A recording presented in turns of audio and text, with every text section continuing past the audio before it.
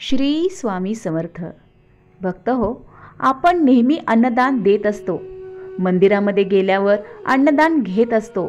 इतरत्र कुठेही गेल्यावर अन्नदान पाहत असतो. पण आपल्याला माहीत आहे का नेमके अन्नदान म्हणजे काय?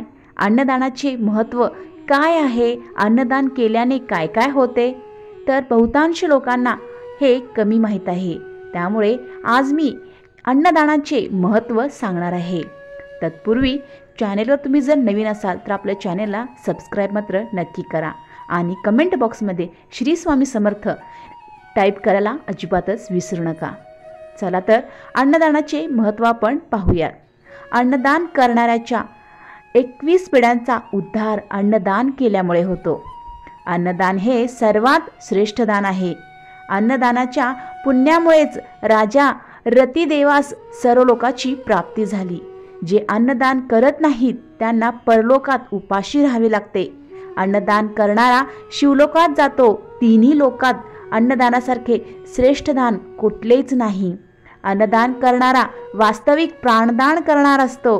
अन्नदान हे दान आहे जिथे दाता भोक्ता असे दोघेही प्रत्यक्ष रूपात संतुष्ट होत असतात. दोघांच्याही आत्मा संतुष्ट तिथे होत असते. इतर सर्व दानाचे फळ अप्रत्यक्ष असते.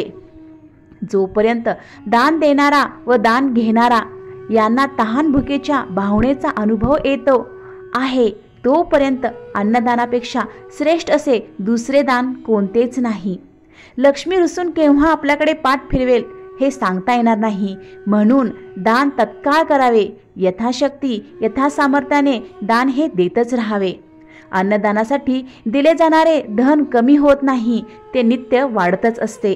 जसे विहिरीतील पाणी काढल्याने अधिक स्वच्छ होऊन पाण्याचा साठाही वाढतो, त्याच प्रकारे आपण जेवढे अन्नदान करेल तेवढेच आपल्याकडे त्याचा साठा वाढत असतो. संसारात अन्नासारखे श्रेष्ठदान पूर्वीही नव्हते आणि पुढेही नसेल. अन्नामुळेच शरीराचे बल वाढते. अन्नाच्या आधारेच आपले प्राण टिकून राहतात. म्हणून अन्नदान करणारा प्राणदाता सर्वस्व देणारा समाजाला जातो. न्यायिक मार्गाने मिळवलेल्या उत्पन्नातील 1/10 भाग भगवंताच्या कार्यासाठी उपयोगात आणावा असे शास्त्र सांगत असते. अन्नदाता परमाता आहे. त्याचे स्मरण ठेवून अन्न खावे.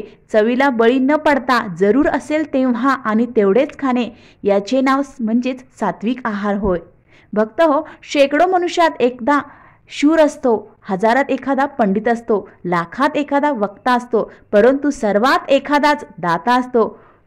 अन्नदानासारखे श्रेष्ठ दुसरे दान कोणतेच नाही. भुकेलेला अन्न देणे आणि भगवंताच्या नामाचे स्मरण करणे हे दोनच गोष्टी परलोकात आपल्याला कधीही उपयोगी पडणारे आहेत. त्यामुळे भक्त हो, आजची माहिती तुम्हाला खूप आवडली असेल अशी मी आशा व्यक्त करते आणि आजचा हा व्हिडिओ इथेच थांबवते.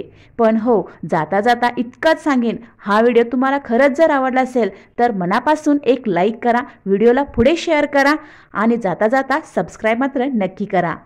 धन्यवाद.